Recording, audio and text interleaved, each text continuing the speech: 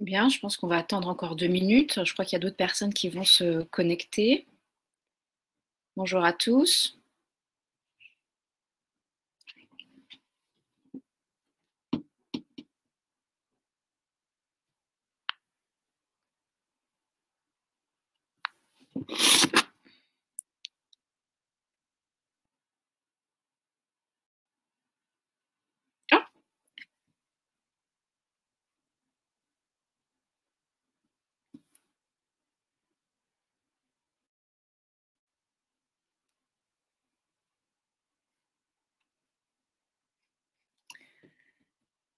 Ah, bonjour, bienvenue à toutes et à tous dans ce webinaire que nous avons intitulé Quelle est l'habilité individuelle post-crise?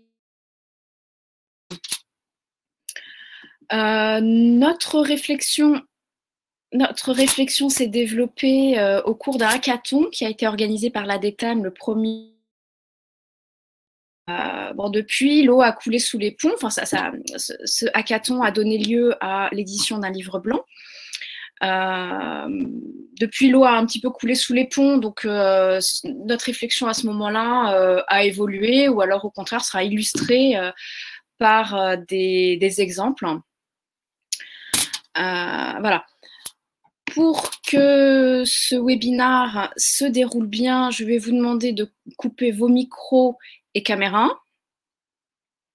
Et nous avons prévu donc n'hésitez pas à aller sur le petit bouton une question, donc c'est le menu questions, et à ce moment-là, les questions seront regroupées et on interviendra, enfin chacun prendra la parole sur le sujet qui lui est plus propre.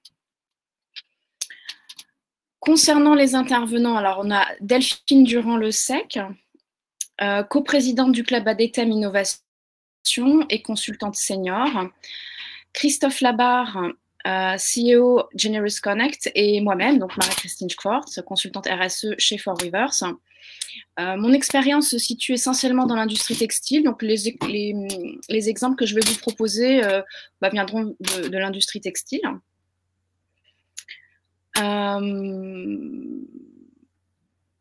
Bonjour, on va peut-être juste se dire bonjour aussi, Delphine Durand-Le Sec, bonjour à tous et bienvenue. Et je laisse Christophe. Oui, bonjour à tous également, ravi d'être avec vous ce matin et puis de partager sur ces sujets. On espère avoir plein de questions pour tous avancer sur ces sujets.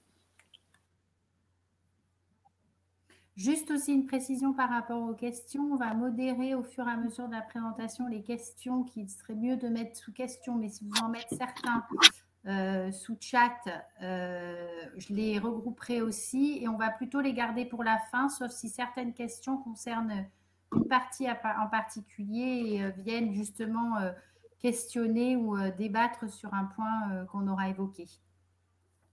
Voilà. Merci. À toi, Marie-Christine. Excuse-nous de cet intermède.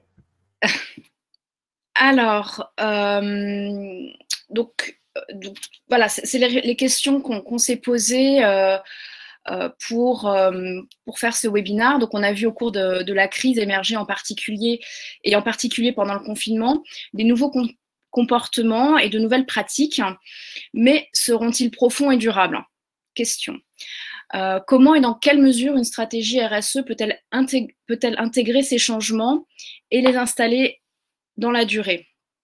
Donc, on a souhaité commencer notre propos par cette citation de Gilles Ribes, de l'agence Useful.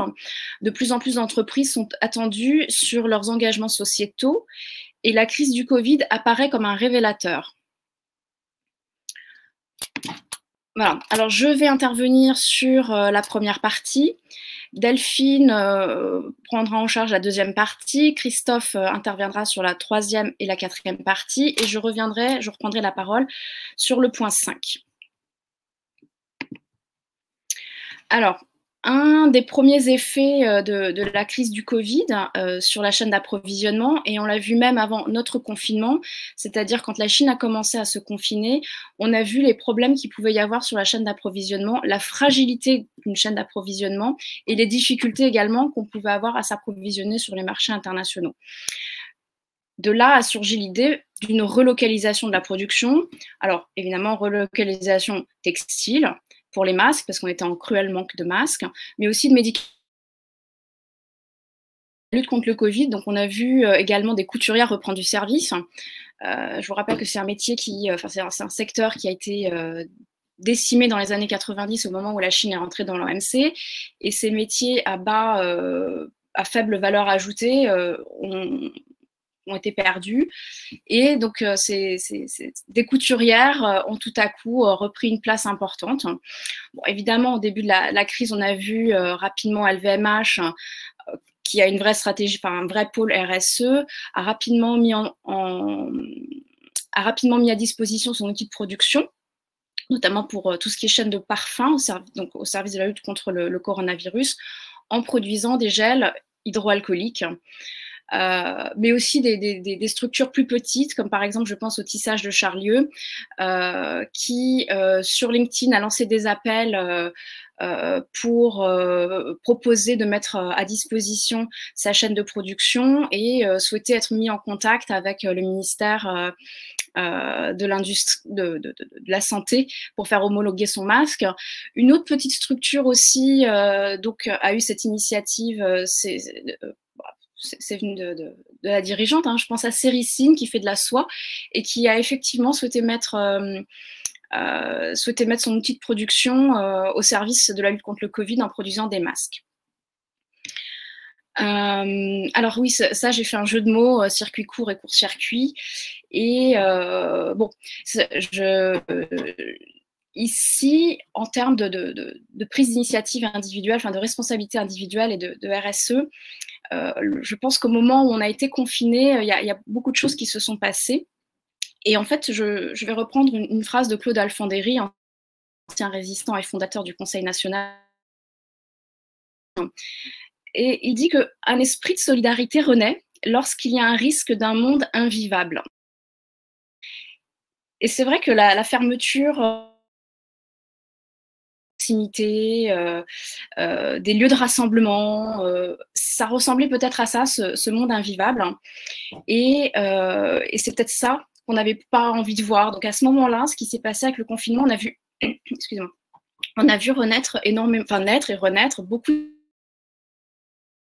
Donc beaucoup d'exemples de court-circuit, des producteurs qui vont livrer directement le consommateur, enfin beaucoup d'initiatives en B2C, en B2B, enfin du particulier vers le commerçant. Donc on avait aussi vu des plateformes internet se développer pour pouvoir acheter des bons d'achat, ce qui permettait de donner un peu de trésorerie à un commerçant, et le client revenait voir après son commerçant pour utiliser son bon d'achat. Ça s'est vu aussi avec les restaurateurs. des commerçants qui se sont aidés entre eux pour pouvoir maintenir une activité quand cela était possible. Des initiatives entre particuliers, là je repense à un champion de vélo qui, pour se dégourdir les jambes, organisait des livraisons de paniers repas et d'aide pour des personnes fragiles. Il y a d'autres initiatives aussi, par exemple, je pense à la communauté chinoise d'Île-de-France, qui, en utilisant ses réseaux en Chine, a réussi à approvisionner certaines communes d'Île-de-France en masques. Voilà. Là, quand j'utilise ce terme de flixcam généralisé, alors évidemment, ce PowerPoint a été fait il y a quelques jours et encore, ça a encore changé avec les annonces du Premier ministre hier. Alors flixcam, c'est un mot suédois qui veut dire la honte de prendre l'avion. Donc effectivement, on l'a tous vu, la fermeture des frontières, le télétravail, je pense qu'individus ou corporate, on s'est tous posé la question de la rationalisation de nos déplacements. Donc, on est encore sur un maintien du télétravail le plus longtemps possible. On va pouvoir dépasser 100 km, ça c'est cool pour aller en vacances. Mais c'est vrai que ce maintien dans une sphère plus petite, la restriction de ces déplacements, peut-être va voir émerger de nouvelles pratiques, des Français contents de découvrir ou redécouvrir leur territoire, avoir une pratique peut-être un peu plus écologique du transport. On voit aussi le développement du vélo. Voilà, donc après la crise, on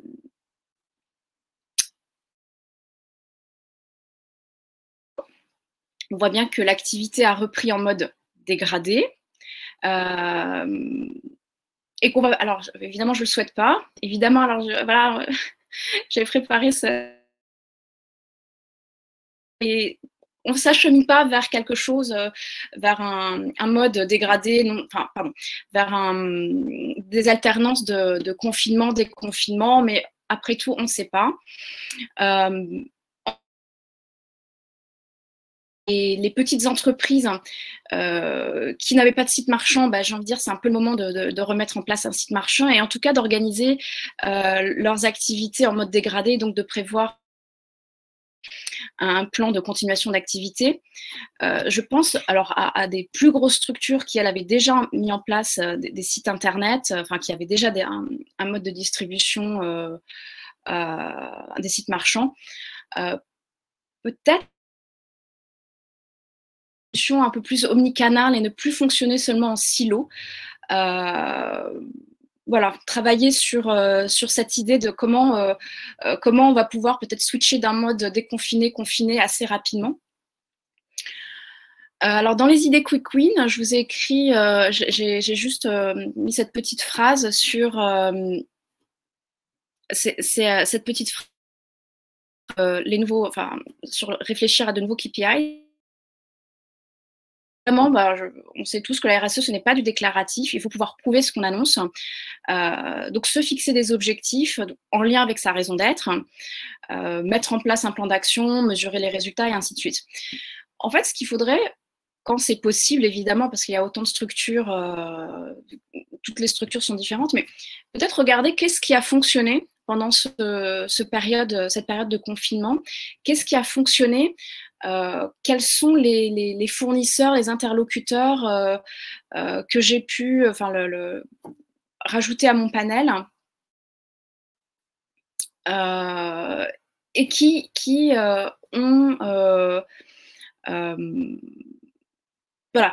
peuvent effectivement me permettre d'avancer sur mes enjeux en RSE et voilà. Et je vais passer la parole à Delphine. Delphine. Oui, c'est bon. Voilà. Alors, du coup, moi, je vais m'intéresser maintenant dans cette deuxième partie plus à l'aspect, on va dire, consommateur ou plus exactement consommateur de l'individu, puisqu'on est sur la responsabilité individuelle et la responsabilité sociétale et environnementale. Et notamment, ma présentation va s'articuler autour d'abord d'une analyse de la situation avant et pendant la crise, puisque je vous le rappelle, nous avons mis au point ce livre blanc début avril. Donc, il y a peut-être certaines choses qu'on sentait à ce moment-là, qui se sont vraiment confirmées pendant la crise. Excusez-moi par avance, puisque du coup, ce sera sûrement des choses que vous avez entendues avant. Et ensuite, plutôt d'un point de vue benchmarking, regardez aussi des exemples d'entreprises qui ont embrassé justement ces tendances qu'on va voir sur l'analyse de la situation.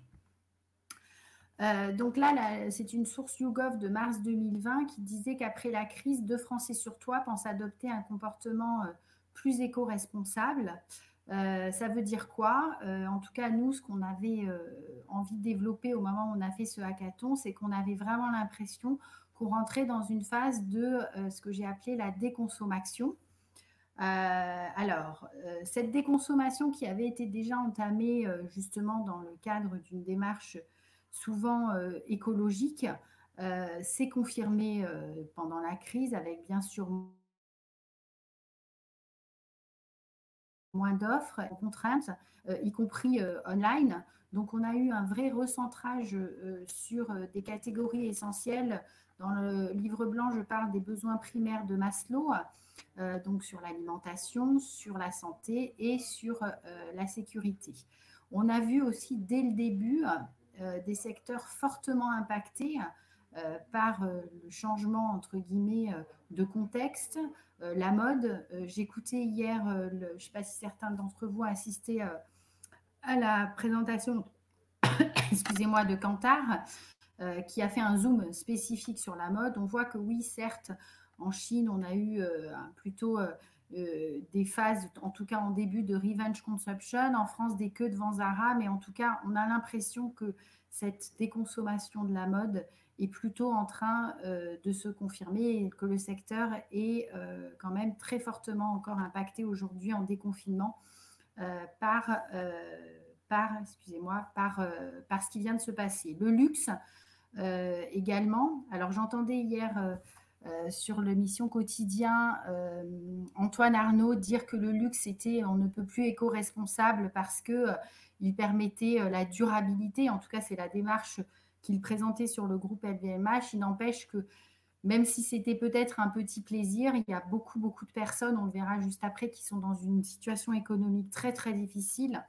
Donc, le luxe va probablement aussi creuser les inégalités sociales et être de plus en plus réservé à une élite, à une certaine catégorie de population. 2 autres catégories, entre guillemets, on va dire, plus populaires, le voyage, le tourisme et l'automobile, qui ont aussi été fortement impactés pendant cette crise. Marie-Christine vient d'en parler.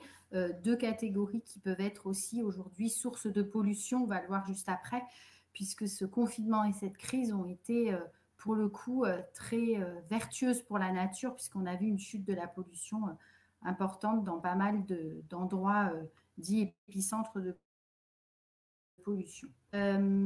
Justement, on a eu 2 grandes tendances pendant cette crise. Alors l'une qui a été aussi commentée hier par Kantar, donc tout ce qui était autour du local, on l'a dit, l'accessibilité était limitée la plupart du temps, donc souvent une tendance, on va dire, contrainte, qui, on peut l'espérer, va se confirmer parce qu'elle s'est associée aussi à une prise de conscience de certains métiers, notamment autour de l'agriculture, et aussi une prise de conscience de la dépendance que l'on pouvait avoir par rapport à des biens qui pouvaient venir de pays très lointains, donc un retour du Made in France. De façon très intéressante, hier, Kantar donnait un chiffre que je vais vous communiquer, qui était que 87% des Français, je crois que même c'était un chiffre monde, privilégient les produits locaux et que donc ça date de la vague 4 du baromètre Kantar, en progression de 12 points par rapport à la vague 3 qui s'était déroulée 15 jours plus tôt. Donc, on peut espérer que cette tendance va s'installer. J'en ai déjà parlé, donc une autre tendance très vertueuse pour l'écologie, donc avertissement de Dame Nature et un retour justement de nature, on va dire, sublimée. J'ai mis 2 photos, celle de Venise que vous avez probablement tous vue, avec des canaux complètement transparents où on pouvait admirer la vie sous-marine. Et aussi un autre exemple dont vous avez peut-être entendu parler, un petit clin d'œil à mes origines du Sud, en Méditerranée au large de Marseille, la réapparition d'espèces relativement rares pendant le confinement, des rorquals, donc ces espèces de baleines qui sont venues relativement près des côtes pendant le confinement et que certains ont eu la chance de pouvoir admirer. Je l'ai dit aussi juste avant, cette crise, elle a révélé des inégalités sociales encore plus fortes. Je reprends ici la règle des 5 R de Bea Johnson, règle très intéressante, notamment quand on parle de RSE, avec ces fameux 5 R. Donc on vient de le dire, la réduction de la consommation, le refuser, cette déconsommation au service de l'écologie, mais aussi, hélas, une tension forte avec un pouvoir d'achat, même si le vouloir est de vouloir acheter moins, on est souvent aussi contraint d'acheter moins puisqu'on a un pouvoir d'achat. Ça aussi, tous les séminaires auxquels on a pu assister nous le confirment, c'est ce qu'on entend beaucoup à l'heure actuelle. On est plus sur une peur de la crise économique aujourd'hui par la plupart des individus, plus que de la crise sanitaire. C'est d'ailleurs intéressant, c'était certains chiffres hier qui étaient révélés par Kantar, et donc une pression économique extrêmement forte sur les consommateurs. Justement, par rapport à ces 5 R, on a aussi des craintes quand on pense à la RSE. Une crainte qui se confirme. Alors à nouveau, ça a été produit le 2 avril, hein, mais bon, depuis, c'est complètement dans l'air du temps, même si hier, à nouveau, j'ai entendu des choses rassurantes sur l'emballage. Donc un retour du plastique très fort par rapport à une peur de contamination et une volonté de protection. Donc retour de l'emballage. Là, je me dis que la marque aujourd'hui, c'est aussi un gage de confiance, et par rapport à cette crainte qu'on peut avoir les consommateurs de l'achat du brut, voire aussi d'un système de distribution qui était en plein essor, qui est le vrac, on peut se dire que les marques peuvent rassurer aussi sur les mesures sanitaires mises en place pour protéger hors emballage. Un autre phénomène aussi qui est en train d'être grandissant, et il y a beaucoup d'articles dessus en ce moment, sur notamment tout ce qui est jetable et jeté dans la rue. Je pense aux masques et aux gants qui envahissent les rues, en tout cas parisiennes. Est-ce que demain, on ne pourrait pas espérer que justement cette tendance hygiéniste reviendrait au service du green? Pour l'instant, les chiffres ne montrent pas exactement ça, donc on peut se dire que c'est vraiment ce côté jetable peut être une menace par rapport à une responsabilité individuelle qui se voudrait écologique et préserver la planète. Des bonnes nouvelles quand même, on voit que justement sur cette règle des 5 R, la réutilisation et le recyclage à travers les sites de seconde main et d'occasion, et on va l'illustrer juste après, puisque l'idée du slide d'après sur lequel on va passer un peu plus de temps, c'est de vous nourrir avec des exemples, qui est aussi en ligne complètement avec les contraintes financières dont on parlait juste avant. Justement, donc comment les marques s'adaptent à ce nouveau déconsommateur? Alors tout d'abord, en ayant partagé avec des confrères dans le même métier que moi aujourd'hui, rester ou se mettre en prise avec ce qui se passe dans l'esprit et le foyer des individus est devenu un must-have dans beaucoup de grands groupes qui ont mis en place des systèmes de veille et de prospective très développés. Donc, je ne vais pas m'étendre là-dessus. Par contre, je vais développer un petit peu plus tout ce qui est de l'ordre du benchmarking d'actions entreprises avant et pendant la crise pour offrir mieux avec, si possible, moins. Donc, prendre en compte cette tendance de la déconsommation, mais en essayant de fournir plutôt plus et mieux. Alors, des exemples qui sont sur la gauche, qui sont plus dans cet esprit de l'anti-gaspi et de l'essentiel. Donc, tout d'abord, Marie-Christine l'a abordé dans la partie chaîne de valeur, une distribution qui vient directement à vous.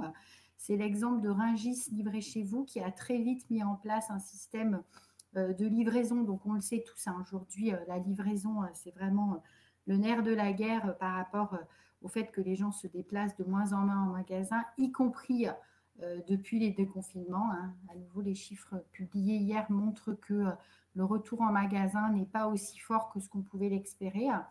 Donc ça, c'était un premier exemple. Deuxième exemple, l'enseigne Carrefour. C'est des exemples à gauche qui sont plutôt du côté de la distribution. L'enseigne Carrefour qui met en place ce qu'on appelle les essentiels, ces paniers qui ne comportent juste que le strict nécessaire à des prix plutôt intéressants, qui ont eu apparemment un succès important. Le développement aussi de tout ce qui est appli anti-gaspi. Donc là, j'ai mis Phoenix, mais on a aussi Too Good To Go qui, pendant la crise, ont connu aussi un essor important. Le vrac.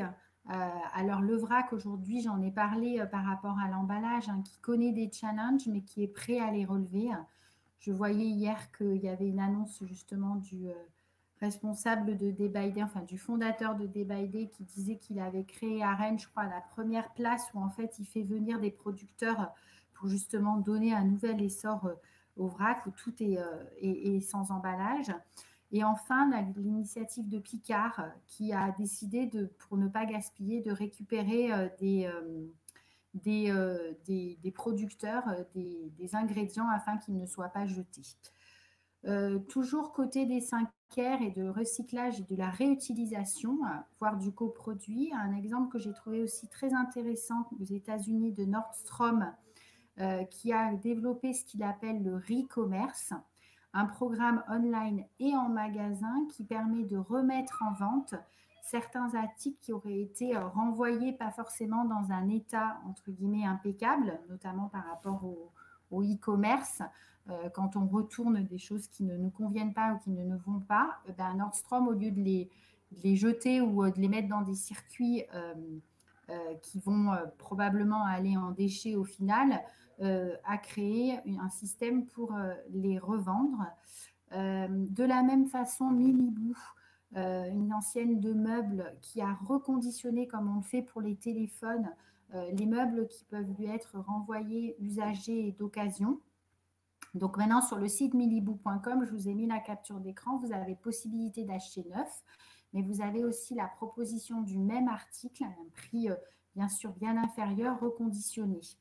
Beaucoup d'enseignes de prêt-à-porter ont aussi mis en place, comme Petit Bateau, Weston, donc y compris des marques de luxe, Cyrillus, maintenant des corners dédiés sur leur site et dans leur magasin de vêtements d'occasion. Donc, c'était la tendance dont je parlais tout à l'heure sur la réutilisation. Donc, des petits bébés, on va dire, du Bon Coin, mais qui appartiennent directement à l'enseigne.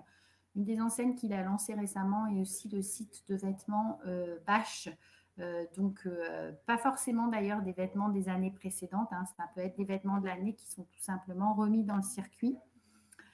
Ensuite, une initiative que je trouve assez intéressante autour du coproduit, qui est la possibilité de réutiliser des déchets.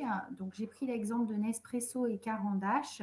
Donc, ça date d'avant la crise, mais je pense que c'est une tendance qui peut vraiment continuer à se développer pendant cette crise par rapport à la responsabilité d'entreprise de réutilisation des capsules de Nespresso qui partent en recyclage pour refaire un stylo qui est plutôt un stylo premium, on va dire, le 849 stylo iconique de cette marque.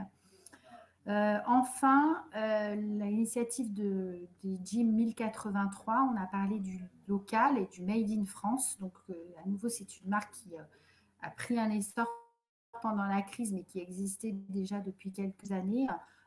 Donc, sur le Remade in France, où en fait, tout est fabriqué, tous les jeans sont fabriqués à partir de fibres recyclées en France. Et enfin, un exemple que vous avez vu, que j'ai laissé parce qu'on l'avait mis début avril, sur l'utilisation de l'outil industriel par PSA ou Dyson pour fabriquer des respirateurs. Donc, pour conclure et pour laisser maintenant la parole à Christophe, qu'est-ce que ça veut dire pour les marques? Donc, c'est ce sur quoi on va rentrer un petit peu plus en détail dans la partie de Christophe. C'est rester fidèle à ses valeurs et s'appuyer sur sa raison d'être. C'est ce qu'on entend beaucoup aujourd'hui de la part de médias, mais c'est complètement ce qui va faire sens pour les individus où il y a une vraie prise de conscience pendant cette période. Important aussi de retisser ce lien émotionnel que la RSE permet par la restauration de la confiance, parce qu'on est persuadé, Christophe va bien développer cette partie-là, que pour engager demain, on doit aussi avant tout construire ou restaurer cette confiance entre la marque et le consommateur. Et enfin, non des moindres, rebondir après la crise pour innover et réinventer. Bon, je suis passionnée d'innovation, hein, j'anime le club innovation de l'ADTEM, mais ce n'est pas pour ça que je le dis. À nouveau, hier, la présentation d'Ipsos a insisté hier après-midi sur l'importance aujourd'hui de continuer à innover et à montrer des résultats très intéressants de tests qui, en période de confinement, ont montré aux consommateurs demain de se réinventer. On a eu une rupture avec cette crise Covid et les gens attendent de changer et de faire les choses différemment, et l'innovation peut apporter aussi et aider ces changements de comportement tant attendus.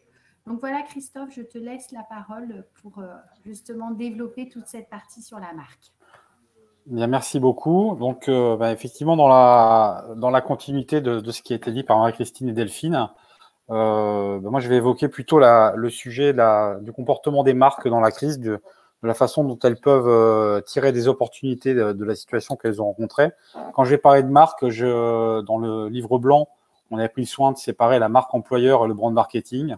J'ai pris le parti dans la présentation de regrouper les deux, tant aujourd'hui le consommateur est proche du collaborateur. Aujourd'hui, il y a une plus grande, on va dire, plus grande perméabilité entre les deux sphères, et globalement, on commence à avoir des gens qui raisonnent en tant qu'individus et pas forcément qu'en consommateur ou en consommateur. Pour commencer, je commence avec un coup de gueule, relayer le coup de gueule d'un professeur de marketing de la London Business School, donc Mark Ritson, qui, dans l'Herald Tribune, a fait une tribune justement pour dire qu'il en avait un petit peu marre de recevoir, vous savez, des emails en vous demandant si vous alliez bien. Il a reçu, il les a comptés, je crois, une centaine d'emails de Mark qui lui demandait s'il allait bien et qu'il continuait à livrer. Il trouvait ce côté très artificiel et ce côté finalement assez convenu de la communication de crise, insipide. Et il a remis un petit peu l'église au milieu du village en disant finalement, on ne vous demande pas de me faire des campagnes de communication, je vous demande juste, en tant que marketeur, justement, de proposer le produit qui va correspondre à mes besoins de cet été, et puis peut-être de plus loin, mais en tout cas, de répondre aux nouveaux défis qui s'amorcent, et pas nécessairement de m'alimenter de messages mielleux qui finalement ne font pas avancer. Alors, c'est un coup de gueule un petit peu poussé, mais je pense qu'il reflète aussi le besoin de réinvention qu'on évoquait tout à l'heure. Alors en fait, pour une marque, communiquer, exister en situation de crise, c'est être un petit peu sur une ligne de crête avec des choix qui sont engageants. Quand on prend une direction, la pente peut être un petit peu raide, mais en tout cas, ce sont des choix qui sont importants avec des impacts. Alors ne pas communiquer, c'est courir le risque de ne plus exister et de disparaître après la crise. Et communiquer quand même, ça peut être aussi le risque de communiquer de façon inadaptée, d'être présent, mais sur un registre qui est absolument pas conforme aux attentes des consommateurs. Et donc vraiment, les marques sont confrontées finalement à un triple choix, c'est de continuer sur le chemin, de se réinventer ou de se taire. Alors, on parle beaucoup du consommateur et du collaborateur. Je voulais juste en préambule dire aussi que ce consommateur, il n'est pas nouveau. Hein. En début 2020, avant la crise, on avait déjà 56% des consommateurs français qui exprimaient leur attention à la prise de position sur la valeur sociale et environnementale des entreprises. Donc, je pense qu'on n'a pas de chiffres. Les chiffres sont assez volatiles. Mais en tout cas, on peut penser que ce mouvement s'est renforcé. Je parlais aussi de marque employeur. La marque employeur, on pourrait penser que dans une période de crise qui arrive, avec un chômage de masse qu'on peut malheureusement prévoir, c'est une considération qui risque de devenir secondaire. Je ne pense pas. Je ne pense pas pour la raison suivante, c'est que on a déjà depuis fin 2019 un chiffre clé qui est peut-être passé un petit peu inaperçu, mais que 50% des collaborateurs qui sont embauchés dans les entreprises sont des millennials. Donc, c'est déjà un premier point. C'est qu'on a eu une bascule générationnelle dans les nouveaux entrants dans les entreprises depuis la fin de l'année dernière. Et c'est un mouvement qui, bien évidemment, va se renforcer. Et il va d'autant plus se renforcer que, justement, les compétences qu'amènent ces millennials sont les compétences qui vont être attendues dans cette après-crise, marquée par une plus forte digitalisation, par des entreprises hybrides avec des gens qui travaillent à distance. Donc, la guerre des talents n'est pas terminée et la marque employeur reste encore une préoccupation dans laquelle la responsabilité sociétale va jouer un rôle clé. Kantar, donc, j'ai pas voulu mettre de chiffres, justement, ils sont tellement volatiles que je les ai sortis. Ce qui ressort de l'étude de Kantar qui a été faite pendant pendant le confinement, c'est qu'il y avait 3 attentes fortes des individus. En fait, il y en avait 4, mais il y en a une qui finalement est apparue complètement secondaire. C'était les attentes sur des bons ou des remises, mais que les 3 premières considérations qui étaient attendues par les personnes, par le public, étaient des marques qui protègent, des marques qui s'engagent, donc des marques citoyennes, et des marques qui sont solidaires. Et ça apparaissait très clairement dans le top 3 des attentes. Alors, ça passait par du sanitaire, ça passait par de l'attention aux collaborateurs, ça passait par un certain nombre de choses qu'on va revoir par la suite. En tout cas, c'était clairement les attentes des individus vis-à-vis des marques. Donc, pour résumer, la posture et aujourd'hui la perception du consommateur vis-à-vis des marques, c'est n'en faites pas trop, reprenez les choses calmement, engagez-vous authentiquement, et puis protégez-nous, engagez-vous dans la cité et soyez solidaires. Et ce sont sur ces 3 leviers que les marques ont une légitimité aujourd'hui à exister et à perdurer et peut-être à prendre la parole, même quand elles ne sont pas, on va dire, utiles dans le contexte actuel. Alors la sécurité, clairement, on l'a vu, c'était le top 1 des considérations qui ont été évoquées. C'est le socle non négociable de la responsabilité des entreprises. Alors, il y a plusieurs raisons à cela. Alors déjà, c'est qu'aujourd'hui, on peut intimement lier la protection du collaborateur avec la protection du consommateur.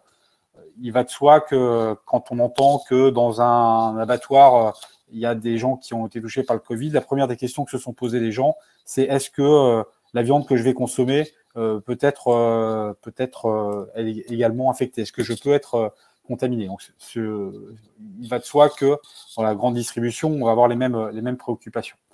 Les mesures sanitaires également, la sécurité par rapport aux mesures sanitaires, comment je vais protéger les consommateurs qui vont venir dans mon magasin. Tout ça, ce sont des questions qui sont attendues. Bon, elles font beaucoup l'actualité, je ne reviendrai pas dessus, mais globalement, elles aboutissent tous à une chose, c'est la confiance. En fait, la sécurité et la condition nécessaire, mais pas suffisante, de la confiance envers les marques. Et aujourd'hui, une entreprise ne pourra pas faire l'impasse sur ce sujet-là. Alors, on sort de cette partie. On peut penser qu'actuellement, la crise sanitaire est en train de s'éloigner. N'oublions pas qu'il y a une deuxième crise qui est en train d'arriver, qui est finalement une crise sociale, avec des impacts assez forts. Et en parlant de marque employeur, on peut penser que dans les mois à venir, il y aura une attention très forte également à la façon dont les entreprises traitent leurs collaborateurs, à la façon dont ils les embarquent dans cette nouvelle économie, dans ce nouveau monde, avec aussi des contraintes budgétaires fortes. Là, il y avait récemment donc une enquête qui montrait qu'on allait arriver probablement sur du 20% de réduction de salaire sur les nouveaux embauchés. Donc, c'est pas neutre. On s'engage clairement dans une récession et on va récupérer des collaborateurs qui ont vécu des situations traumatisantes, un peu à l'instar d'un militaire qui rentre d'opération, mais quelqu'un qui rentre de confinement a vécu une situation traumatisante et la façon dont il va être traité dans l'entreprise va beaucoup conditionner et sa performance et peut-être même son adhésion au projet d'entreprise. Deuxième volet, la citoyenneté. Donc là, la citoyenneté, c'est clairement qu'en temps de crise, une marque doit être utile ou le devenir ou se taire. Je reviens à ce qui était dit tout à l'heure. Donc en fait, beaucoup d'entreprises ont été très imaginatives, n'ont pas hésité à mettre à disposition leur personnel pour des causes. On peut vraiment s'allouer un grand élan de générosité en ce sujet. Et globalement, la posture que peuvent avoir les marques, c'est de faire le bien et de bien le faire savoir à partir du moment où elles ont effectivement eu un vrai engagement authentique et qui n'a pas souffert d'autres critiques. Alors, quand on est dans la grande distribution, facile, on est en première ligne. Quand on est dans le luxe, un peu plus compliqué. Quand on est dans le loisir, encore plus compliqué. Donc, finalement, le devenir utile qui est devenu l'enjeu des marques pendant cette période de confinement, c'est un peu la prime à l'agilité citoyenne. Ça a été la capacité qu'ont eu des marques à se réinventer, des outils de production à se réinventer. Alors, on peut citer, ils sont maintenant assez connus, la conversion dans la production de gel hydroalcoolique, de masques, la fourniture de licences pour des respirateurs, d'outils de loisirs qui sont devenus des respirateurs, la fourniture de moyens internes ou de personnel. Il y a des sites qui ont créé des des hashtags spécifiques pour identifier des développeurs prêts à s'engager sur des sujets d'innovation digitale, des espaces publicitaires qui ont été offerts. Bon, par ailleurs, ils étaient délaissés par les annonceurs, donc c'était aussi une occasion de combler des manques. Et également la mise à disposition de services de confort pour adoucir les conséquences de la crise. Et là, je pense aux acteurs du loisir type Netflix ou Canal+, qui ont eu des initiatives pour permettre aux gens de passer le confinement dans les meilleures conditions possibles. Alors, quelques warnings quand même sur ce qui s'est passé, parce qu'il s'est passé des choses très bien, mais on peut aussi identifier des points d'attention. Alors, le contexte réglementaire, tout bêtement, Canal+, a eu un petit bad buzz quand ils ont arrêté finalement en milieu de confinement d'offrir leur service. Il faut savoir qu'en fait, à la base, c'est qu'ils se sont fait interpeller par le CSA par rapport à la réglementation qui les contient. Et donc, en fait, finalement, malheureusement, même dans un élan de générosité, la réglementation et la loi restent en vigueur et ils ont été obligés finalement de s'y plier. Donc, ça peut être aussi contre-productif pour une marque. Le deuxième point, c'est qu'on a eu aussi des commerçants, des marques qui n'ont pas souhaité s'engager sur des remises ou des réductions ou offrir leurs services pour ne pas dévaloriser leur prix et leur marque par la suite, avec le risque finalement de sortir affaibli de la crise. Donc ça a été le cas notamment de certains hébergeurs qui ont refusé d'élargir leur bande passante. Et enfin, la suspicion de récupération, qui est toujours derrière tout ça. Est-ce qu'on n'est pas dans le greenwashing? Est-ce qu'on n'est pas dans le social washing? Donc il y a également parfois un petit peu de méfiance sur des marques qui lancent des choses. Donc il faut vraiment pour le coup être très authentique. Troisième pilier, la solidarité. Donc la solidarité qui individuellement a été un élan très fort et une attente individuelle très forte, mais qui le monde de la solidarité qui est en train de rentrer dans une équation qui est très difficile. Pour parler un petit peu de la solidarité, je vais faire un focus sur le monde du non-profit, donc tous les gens qui travaillent vraiment sur l'impact. Donc c'est l'association, c'est de l'ONG, c'est tous ces gens qui visent un impact, mais pas nécessairement le profit. Juste identifier que le poids économique qu'il représente en France, c'est 10% des salariés du privé, c'est 1,3 million d'associations, et c'est 125 milliards de valeur ajoutée, avec derrière, bien évidemment, un impact sociétal, social et environnemental qui, dans le contexte actuel, est primordial.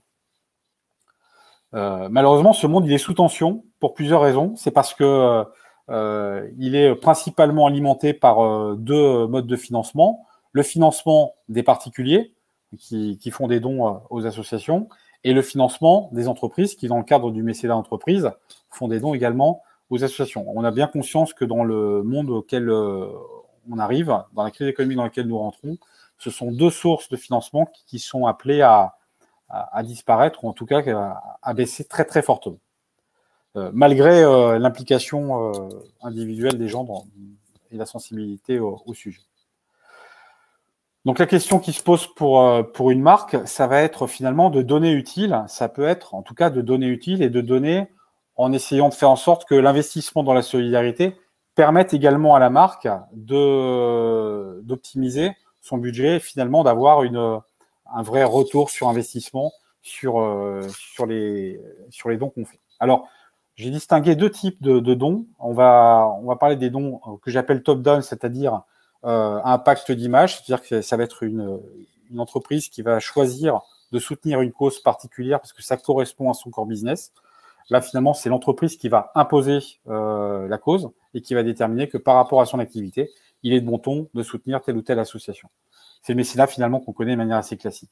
Et puis l'émergence d'un certain nombre de dons innovants qui, eux, ont un impact moins sur l'image, mais plus sur l'engagement des clients et des collaborateurs, qui ont des applications dans le marketing ou dans l'engagement des collaborateurs, qui peuvent être de plusieurs types. Il y a le mécénat de compétences qui se développe, donc la mise à disposition de personnel qui vont passer une journée ou 2 journées dans une entreprise, ou bien qui sont webmarketeurs et qui vont fournir du temps pour une association. Et le don innovant, qui sont toutes les formes digitales de dons qui peuvent exister. Alors, sur les dons innovants à impact d'engagement, il y a des acteurs il y a plusieurs acteurs qui existent. Il y en a d'autres encore, mais j'en ai pris quelques-uns. Bon, il y a l'arrondi solidaire que tout le monde connaît, qui est vraiment historiquement depuis une dizaine d'années sur le marché, avec une mécanique qui consiste à demander aux clients de payer un petit peu plus pour arriver à un arrondi, ce don allant à une association qui a été choisie par par l'entreprise, par le commerçant.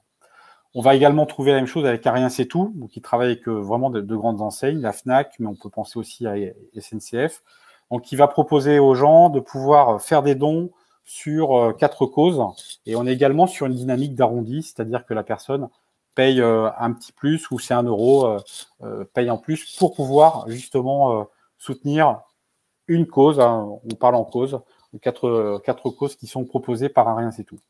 Et puis il y a également Don du Clic de Generous Connect, qui lui a une démarche d'hyper-personnalisation du don, donc de mécénat personnalisé, qui va permettre à une entreprise de proposer une somme à un individu, ça peut être un client, un collaborateur, et de lui demander de choisir l'association qui recevra ce don, sachant que la personne reste complètement libre de son choix et peut indifféremment proposer l'association de son quartier ou une grande ONG. Il reste complètement libre, et c'est justement Don du Clic derrière qui gère toutes les problématiques logistiques et financières. Donc dans ces dons utiles, la différenciation qu'on va pouvoir trouver dans cet aspect de solidarité, ça va être la possibilité plus ou moins importante de donner le choix aux collaborateurs. Donc on va avoir des solutions qui vont être fondées sur un choix imposé. Je pense au mécénat et à l'arrondi, où là, globalement, c'est un choix qui est imposé. Et on va aller après sur des choix qui sont un peu plus libres, avec Don du Clic et le mécénat de compétences, puisqu'un certain nombre d'entreprises permettent aux collaborateurs d'aller dans les murs d'une association.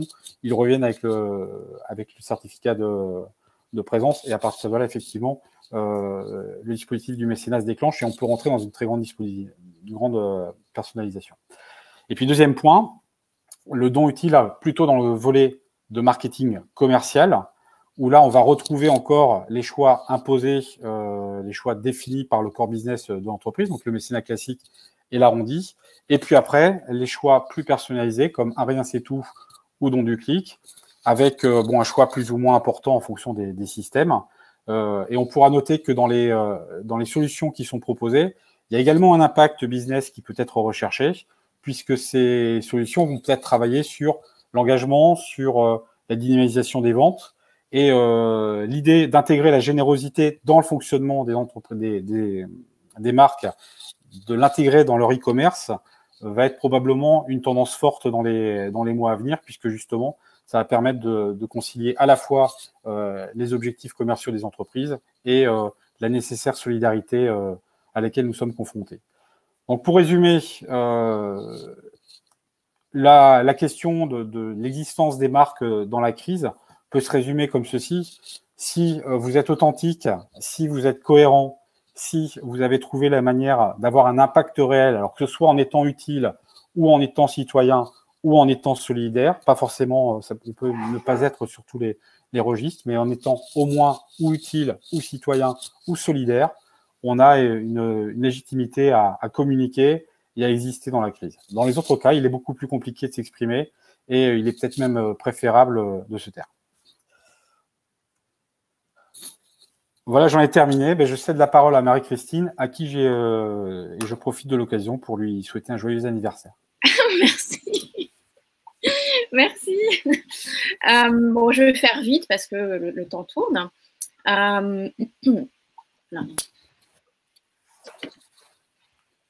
Voilà. On souhaitait terminer sur la gouvernance, tout simplement parce qu'on ne peut pas envisager une RSE authentique et générer de la confiance si ça ne parle pas, si les initiatives ne viennent pas de la gouvernance. Donc, difficile d'intégrer une stratégie RSE si la gouvernance n'est pas initiatrice de cette transformation. Donc, alors, si la tâche peut sembler immense, pour des petites structures, je pense qu'on peut commencer par des petites choses. Alors, évidemment, parler de raison d'être ou de mission d'entreprise, ce n'est pas une petite chose, mais voilà, si ça n'a pas déjà été fait, alors je pense qu'il y a déjà beaucoup d'entreprises qui se sont saisies de cette problématique. Si ça n'a pas été fait, j'ai envie de dire, le confinement, c'était un petit peu le moment d'y penser. Enfin, il y a encore un peu de temps, hein. Enfin, je veux dire, c'est jamais trop tard. Alors, je pense qu'ici, pour pouvoir après décliner cette raison d'être vers des choses un petit peu plus opérationnelles, je pense qu'il faut rester humble et il faut avancer vraiment pas à pas. En fonction de ce qui a été isolé, je pense comme raison d'être, ce qui a été cerné comme mission d'entreprise, on peut regarder les objectifs du développement durable, en choisir un qui est effectivement en lien avec les enjeux de l'entreprise, parce que sinon, c'est vraiment, là, on est sur du greenwashing. Un en lien avec les enjeux de l'entreprise et effectivement isoler des KPIs qui pourraient aller dans le sens de l'action. Aussi également... pardon.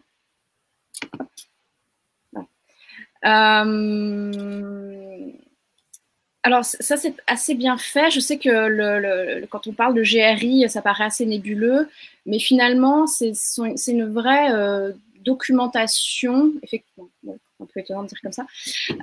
Ça peut vraiment vous permettre de trouver justement, ça ne fait pas un plan d'action, mais vous pouvez trouver des KPIs qui peuvent vous permettre de cheminer vers votre mission d'entreprise, en tout cas les objectifs que vous êtes fixés en RSE.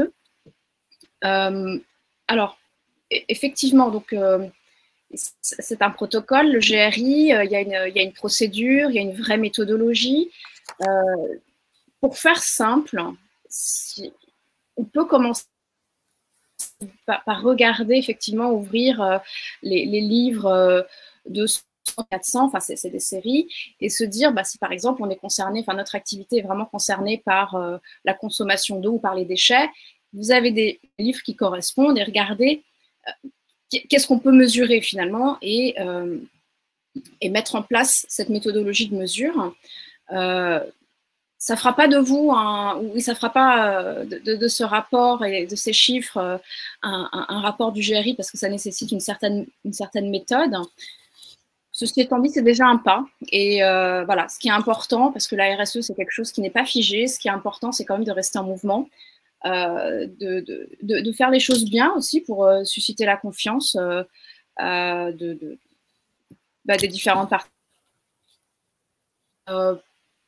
Moi, j'ai fini. Je pense que pour la conclusion, ajouter un mot et puis après, merci, je me couronne. Et puis après, regardez les questions. Merci beaucoup. Voilà. Je crois que c'est fini là. Voilà, merci.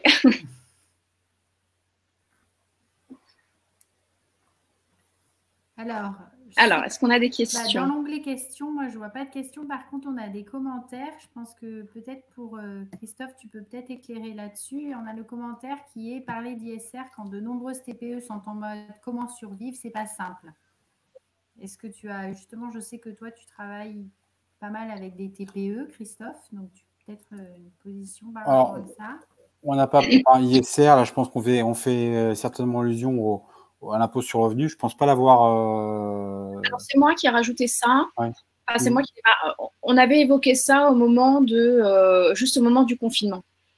Et pour m'être entretenue avec les responsables du GRI en France, effectivement, ça fait partie, enfin, si vous voulez, les investisseurs vont s'orienter de plus en plus vers des investissements socialement responsables. Et d'ailleurs, ce sont les fonds qui sont mieux portés, en fait, avec les premières secousses de la bourse. En fait, si vous voulez, voilà. Je comprends parfaitement la remarque, mais voilà, l'idée, elle était début avril, ça résonnait un peu autrement. Ouais. On a une autre remarque aussi qui dit que en fait, aujourd'hui, on parle beaucoup des consommateurs, d'exemples, mais ce qu'ont besoin pas mal de dirigeants d'entreprise, c'est des nouvelles méthodes de management, notamment pour activer cette transformation durable. Je ne sais pas si un de vous veut prendre la parole là-dessus. À nouveau, par rapport à tout ce qu'on a fait sur les RH, je pense, Christophe, ça peut être intéressant que tu amènes juste une petite parenthèse. Christophe va l'expliquer, mais on a travaillé ensemble. Il se trouve très récemment sur un collectif qui s'appelle Made in Collectif. Et qui est justement sur tout ce qui est autour du management. Alors effectivement, ce collectif, Made in Collectif, il était parti d'un constat, c'est qu'on allait avoir on n'allait pas rentrer les mêmes dans nos entreprises après le confinement, parce que pour tout le monde, ça a été un choc, de se retrouver du jour au lendemain à la maison avec les enfants, avec un contexte différent pour tout le monde, mais dans tous les cas assez violent et en tout cas très perturbant, et que rien ne serait plus comme avant et qu'il allait falloir remettre en marche des équipes. Alors, les remettre en marche, certainement pas comme avant, mais d'une manière différente. Et qu'on allait vers un nouveau type d'entreprise dans les mois à venir et peut-être dans les années à venir. On peut penser que même dans les années à venir, qui va être un mix de présentiel, de distance, de beaucoup de choses qui viennent effectivement rebattre les cartes du management tel qu'on le connaît. Le manager de proximité maintenant manage derrière un écran sur un webinar. Donc il y a effectivement des choses autour de ça. Et la question qui peut sortir, donc toujours pour revenir sur cette histoire de management dans les entreprises. Management dans le contexte de la RSE. Voilà, dans le contexte de la RSE, c'est que justement, on a plusieurs sujets. On a le sujet d'alignement, alors des visions.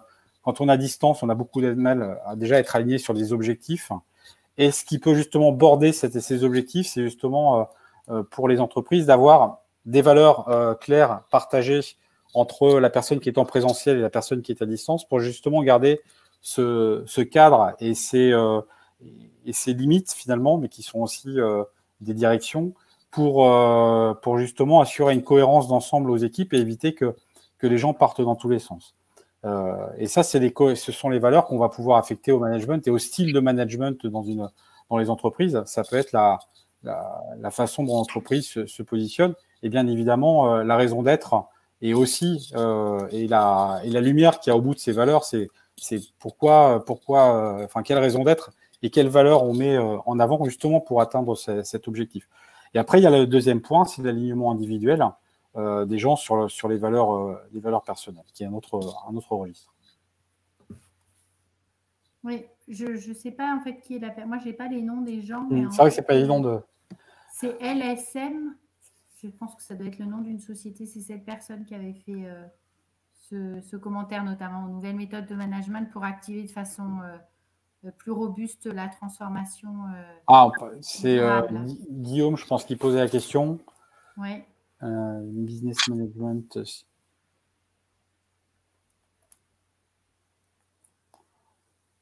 Oui, ok. Là, en fait, ce que vous évoquez, c'est comment on peut superviser ce management dans un compte. C'est ce que je crois comprendre dans la question. Je pense que on est plus sur c'est exactement ce sur quoi on a travaillé en l'occurrence ensemble, sur des conseils plus opérationnels, on va dire, de la façon de changer le management qu'on a aujourd'hui, et notamment dans les entreprises où on est déjà sur une transformation durable ou pas. S'il faut vraiment l'implémenter, tu vois, dans cette période, ce qu'il a l'air de dire, c'est que c'est quand même pas très, très évident parce que les gens, ils sont sur des KPI très, très business, quoi, en fait, et très économique. On est plus dans de la survie aujourd'hui que dans du développement durable. En revanche, ce qui est certain, c'est que ce qui est absolument certain, c'est que l'organisation va se rénover. Là, les entreprises, elles ont un chantier de continuer, mais elles ont aussi un gros chantier de transformation. Et dans ce chantier de transformation, il va y avoir des KPI à poser pour accompagner et pour guider cette transformation.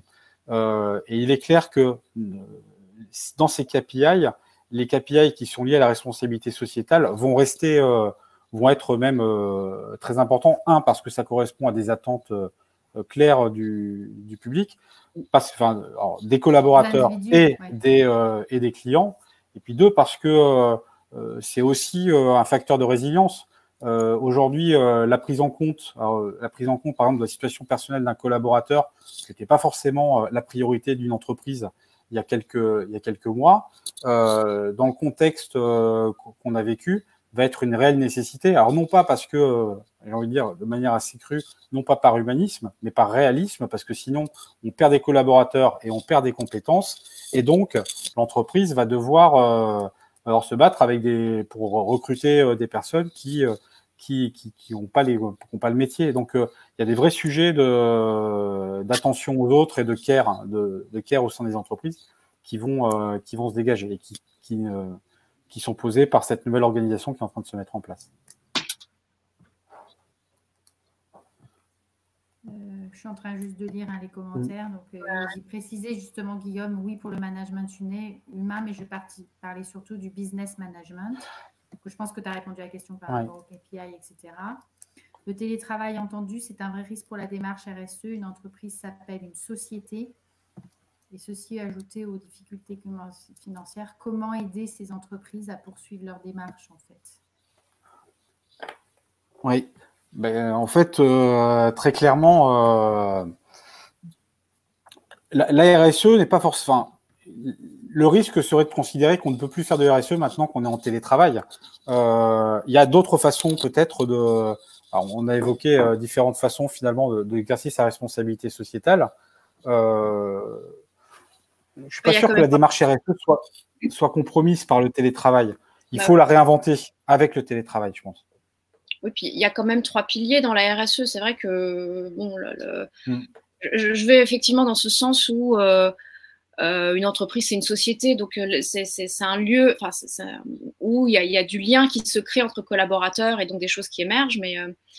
Mais bon, je ne veux pas botter en touche, mais la RSE, c'est 3 piliers. Il y a aussi le pilier développement, environnement et le pilier de la gouvernance. Donc, bon, voilà. Une demi-réponse.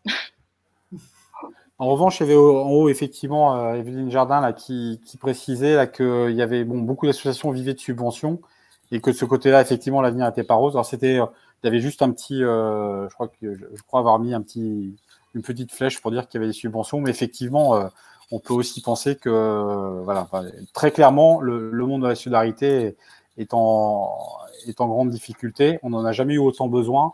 Et il est clair qu'il va falloir que ce monde-là se réinvente et réinvente ses pratiques et que le monde de l'entreprise essaie de trouver des synergies fortes pour justement pouvoir à la fois être solidaire et accompagner ce milieu du non-profit tout en gérant aussi ses préoccupations propres qui sont des préoccupations de survie. Donc je pense très clairement qu'on n'est plus dans l'ère où les associations se méfient des entreprises et où les entreprises se méfient des associations, ce qu'on peut parfois voir, mais qu'il faut inventer de nouvelles collaborations. D'abord parce que les entreprises sont prêtes aussi à changer. Je ne sais pas s'il y a d'autres, je ne vois pas. Enfin, il y a des commentaires qui remercient par rapport aux réponses qui viennent d'être apportées. Je ne pense pas que dans l'onglet questions, je vais aller revérifier, il y avait des questions. Sinon, on arrive au terme, je pense, de ce webinaire. Donc, on va remercier, je pense, tous les participants. Comme Corentin a mis dans le chat un lien vers le téléchargement du livre blanc, donc sur le site ADTM. Je vous demande aussi, si possible, Corentin a mis un deuxième lien pour remplir un questionnaire de satisfaction par rapport à la session que nous venons de partager avec vous. Ces questionnaires sont importants parce qu'ils nous aident aussi à affiner et à orienter les prochains webinaires ou conférences physiques. Je ne sais pas encore, nous n'avons pas encore la perspective de la reprise des clubs d'échange professionnels. Donc, pour l'instant, on continuera sur ce format digital et c'est toujours intéressant d'avoir vos feedbacks, voir vos suggestions et vos idées pour la suite. Je voudrais à nouveau remercier Christophe et Marie-Christine pour le partage de cette expérience très intéressante en tout cas et très enrichissante de mon côté du hackathon et bien sûr l'ADTM et tous les partenaires qui s'étaient associés à l'ADTM avec sous l'initiative d'Elie Lieberman à ce moment-là au hackathon qui va donner encore lieu, je pense que Corentin les avait mis au webinaire à d'autres sessions puisque nous avions en tout 8 chapitres. Certains chapitres ont déjà fait l'objet de webinaires que vous pouvez retrouver en replay. Et Corentin, dis-moi si je me trompe, mais en tout cas, je crois que jusqu'à la fin du mois de mai. Hein. Ces replays sont accessibles gratuitement. Donc, il y a eu déjà des choses sur les PME, TPE, sur la communication et on en a un le 3 juin. Quel management pour les équipes sales et marketing qui a fait partie aussi des chapitres de ce livre blanc. Donc voilà, de mon côté, je ne sais pas si Christophe et Marie-Christine, vous voulez aussi un petit mot de conclusion. Marie-Christine? C'est un exercice très intéressant. Oui, enfin, merci en tout cas de nous avoir écoutés, merci. Et puis merci je remercierai également Elie Lieberman pour m'avoir invité, pour apporter une partie un peu de RSE, voilà. Parce que j'avais entendu des nouveaux termes, marketing RSE, je ne connaissais pas, d'accord, voilà. Plus sur la chaîne d'approvisionnement, sur la distribution, enfin voilà. C'est vrai que c'était très complémentaire finalement comme équipe sur ce sujet. Oui, et puis moi, un remerciement effectivement à l'ADTEM pour son invitation à se joindre à ces passionnants débats. Ça a été aussi notre première expérience d'intelligence collective à distance. Enfin, ça s'est fait dans les premiers jours du confinement. Donc, ce qu'on a fait est certainement perfectible. En tout cas, on naviguait un petit peu à vue par rapport à plein de choses. Mais c'était une expérience enrichissante aussi de voir que même à distance et malgré les circonstances, on réussit à trouver des solutions pour se parler et pour faire émerger des idées nouvelles et collaborer. Voilà, donc j'ai jamais eu la chance de voir physiquement ni Delphine ni Marie-Christine et pourtant on a noué une relation forte au cours de ces semaines. Ça c'est vrai puisque j'en parlais avec Christophe, on a enchaîné du coup sur un autre projet complètement différent suite à cet hackathon. Donc on peut remercier aussi pour les rencontres virtuelles. Qui sont des vraies rencontres, je trouve en tout cas, et qui permettent d'avancer ensuite ensemble. Donc le collaboratif, on ne l'a peut-être pas assez dit, mais quand on a parlé collaborateur, c'est aussi insister sur la force de l'équipe et du collectif. Je pense que c'est hyper important ce que tu viens de dire, y compris dans les problématiques RSE. Corentin, je ne sais pas si toi, tu as besoin si on peut juste conclure et je ne sais pas s'il y a encore des gens qui sont en ligne, mais en tout cas, dire merci à tout le monde. Dire aussi que le replay sera disponible, je crois, sur le site de l'ADTEM, ainsi que les slides que nous avons montrés, qui sont de toute façon issus du livre blanc un peu plus étoffé sur la partie RSE, ainsi que sur tous les autres chapitres. Je pense que c'est bon, on peut conclure. Donc, si Corentin ne se manifeste pas, c'est qu'on doit être bon.